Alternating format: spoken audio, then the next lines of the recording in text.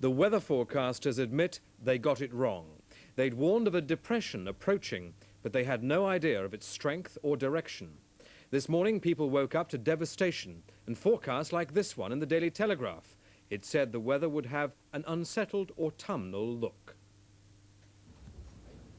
Severe depressions are not uncommon at this time of year, but this was one of the severest. It began when warm, stable air from the tropics tracked across the Atlantic and met cold, unstable air coming down from the north. The cold air forced itself beneath the warm air, the whole mass generating a huge cyclone effect.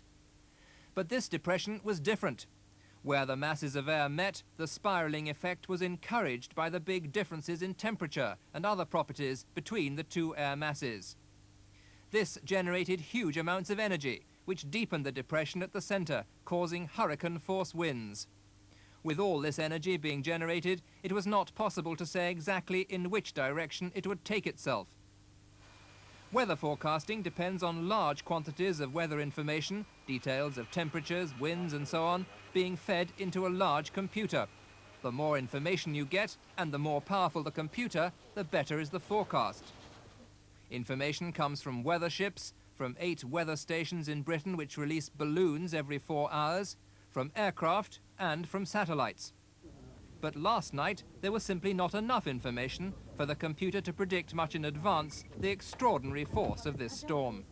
Really, to have predicted it further ahead in great detail, we'd have needed more information midday yesterday. The midday run of the computer model yesterday, what we call a numerical model, which tries to simulate the atmosphere in terms of equations, that would have needed more information at midday yesterday. It didn't just affect Britain. Portugal's second city, Oporto, also had major floods, and northern France had similar weather. Since the 1950s, exceptional weather events like this seem to have become more common. Some experts believe they signal a long-term change in the climate to longer, colder winters.